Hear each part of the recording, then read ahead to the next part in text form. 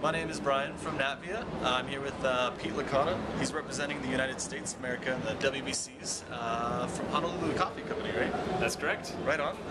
My first question, honestly, was to ask how your coffee was, if you were happy with it. We kind of talked about it before, but I was on stage trying it, Yeah. and it was phenomenal. Thank you. Yeah, because the cappuccino is usually, at least the ones I make, the coffee doesn't really punch through, and it tastes like a double shot. It tasted really, really, really good. Thanks. Yeah. Thanks. Yeah, that's put a lot of work into all of the coffees that I did, and I did, several separate stages of the coffee. I was very happy with the finished shot of espresso. That one tasted wonderful when I was on stage getting ready and everything. For the espresso? The final espresso, yeah.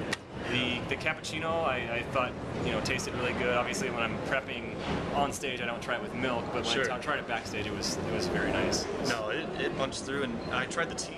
Yeah. Can you kind of explain, is it cascara? Cascara? Okay, so cascara, I mean, if you want to describe it as just the coffee, like pulp, the actual skin of the coffee, that's what usually people are referring to with it, and that's why I call it that. Okay.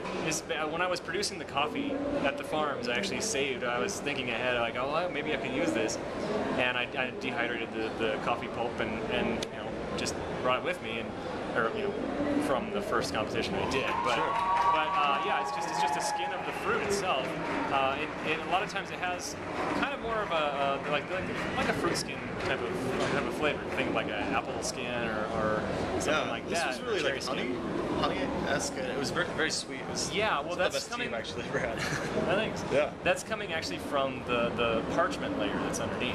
Okay. So when you pulp that coffee, the mucilage has a lot of sugar in it. And that's one of the concepts. I was like, I want to see what I can do with that. So that the mucilage actually dries onto the parchment that's surrounding the green coffee bean.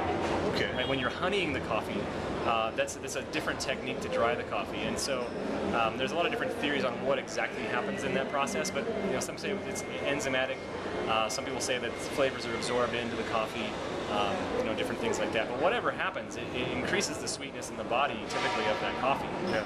And sometimes you get more fruit or less. Sometimes I think it depends on the amount of fermentation that happens in the actual mucilage on the outside, and when it takes longer to dry, perhaps. Sure. But that drying on there preserves a lot of sugar. So when I took it and I tasted it, I was like, holy crap, this is like... That's insane that it kept for, I mean, it's been a while since you first got it. Well, actually, another thing about that is when you store the coffee, it dries onto there. You store it in that parchment, right? Okay. And you just keep it in a sealed bag, and the flavor, the moisture of the coffee, different things even out and come to life a lot of times when it ages a little bit longer like that. Not too long, of course. Yeah. Not too old of coffee. That's a big thing for me now. This coffee was 3 months old, by the way, for today. Yeah. Picked this. Well, it's actually it's a little older. Yeah, it's a little bit older, but it was pulled. It was picked in late January, early February. Well, just basically late January. And then it was dried. So after drying, you want it to cure for at least 3 months, typically. I mean, some people do a little bit less, a little bit more.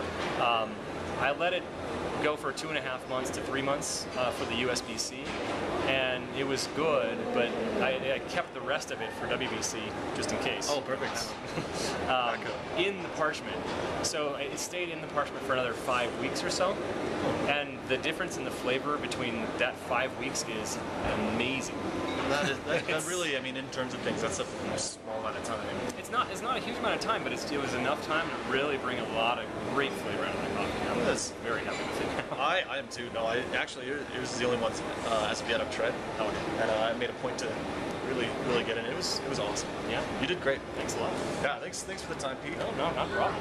U.S. champion here, maybe world. We'll see. Thanks. Thanks a lot.